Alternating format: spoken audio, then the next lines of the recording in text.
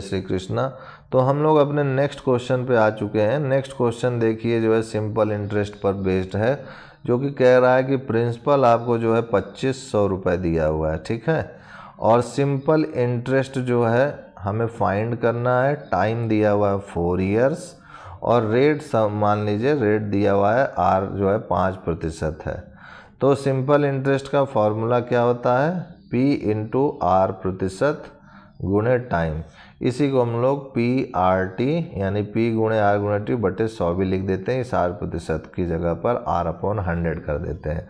तो यहाँ पर P हमारा दिया हुआ है 2500 और R% यानी 5% है तो 5/100 और टाइम जो है 4 साल है।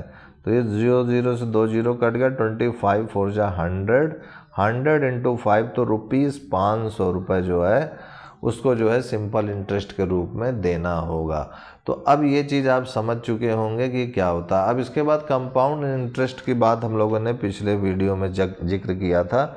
तो उस पर बेस्ड जो है कुछ जो है फॉर्मूला होता है जो कि होता है कंपाउंड अमाउंट, है ना।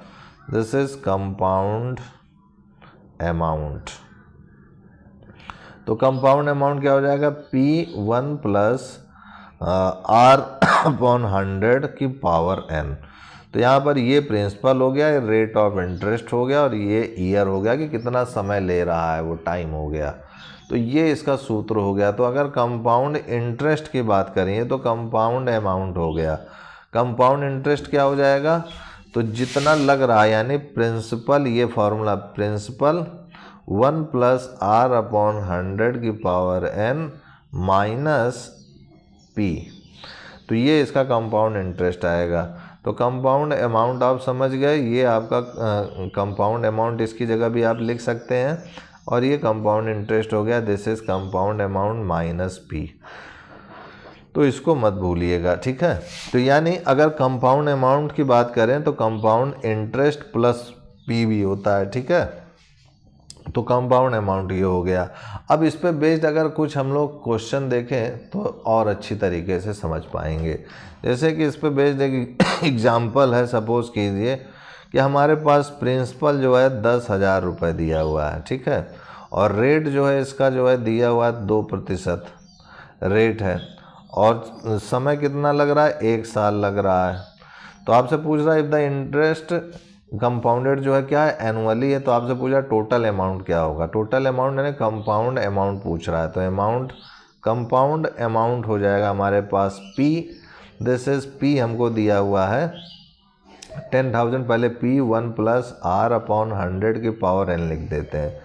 तो P दिया हुआ है हमारे पास 10,000 और ये हो जाएगा 1 प्लस R यानी 2/100 और n क्या है? 1 है। तो ये 1 हो गया। तो ये हो गया हमारे पास 10,000 और ये मल्टीप्लाई में इसके साथ मल्टीप्लाई 100 प्लस 2 तो ये हो जाएगा 102/100।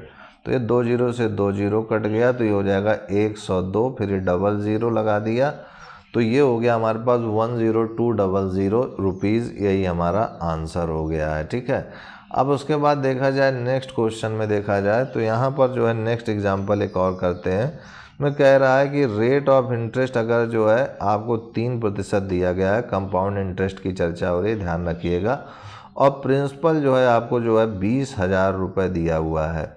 अब आपसे कह रहा है टाइम भी दे दिया गया है कि 2 साल है। कंपाउंड इंटरेस्ट जो है हमारा बोरोड एट कंपाउंड इंटरेस्ट पर है, ये ध्यान रखिएगा। तो आपसे पूछ रहा है कि कंपाउंड इंटरेस्ट बताइए क्या होगा। तो सबसे पहले कंपाउंड इंटरेस्ट निकालने के लिए हम लोग कंपाउंड अमाउंट निकालेंगे। कंपाउंड अमाउंट हो जाएगा P1 प्लस R/100 की पावर n, ये होगा। अब P हमारे पास 20,000 दिया हुआ है और ये मल्टीप्लाई 1 प्लस R जो है 3% यानी 3/100 और n हमारा ये यानी T है, इसी T को n से यहाँ डिनोट किया गया है। तो ये 2 साल है। तो इसको सॉल्व करते हैं अगर आप तो 20,000 गुणे ये हो जाएगा 100 ये एलसीएम लेंगे तो यहाँ 100 प्लस 3/100 हो जाएगा, जहाँ कुछ नहीं होता बटे 1 होता है होल स्क्वायर। तो हो जाएगा 20,000 गुणे 103/100। चूँकि ये होल स्क्वायर लगा तो 103 बटे होल स्क्वायर, तो इसको 2 बार लिख देंगे 103/100। तो ये हो गया 20,000 गुणे 103/100 गुणे 103/100। अब इसको अगर सॉल्व करते हैं अगर आप, तो ये 2 जीरो से ये 2 जीरो कट गया, ये 2 जीरो से ये 2 जीरो कट गया। अब 103 का 103 से गुणा करेंगे तो ये हो जाएगा 3 3 जा 9 0 3, फिर ये हो जाएगा 0 0 0, फिर इसका करेंगे तो 3 0 1, तो ये हो जाएगा 9, ये हो जाएगा 0 3 3 6, ये 0 और ये 1। अब इसमें जो हमें ये 2 बच रहा है, इस 2 का भी मल्टीप्लाई करना है, तो 2 का इसमें मल्टीप्लाई करेंगे तो 9 2 जा 18, 2 6 जा 12 और 2 1 जा 2। तो ये जो हमारा आया है यही हमारा रिक्वायर्ड आंसर होगा। लेकिन हमसे अभी पूछ रहा है कि बताइए कंपाउंड इंटरेस्ट क्या होगा। तो कंपाउंड इंटरेस्ट के लिए मैंने बताया था आपसे कि जो भी कंपाउंड अमाउंट आएगी उसमें प्रिंसिपल माइनस कर देंगे। तो कंपाउंड अमाउंट तो हमारी ये आई है 21218 और इसमें प्रिंसिपल हमारा 20,000 है, तो 20,000 माइनस कर देंगे। तो इसको 20,000 माइनस करेंगे तो कितना हो जाएगा हमारे पास, तो ये हो जाएगा 1218। तो यही इसका कंपाउंड इंटरेस्ट हो जाएगा और यही इसका आंसर हो जाएगा फाइनली। तो उम्मीद करते हैं कि आपको ये चीज़ समझ में आया होगा।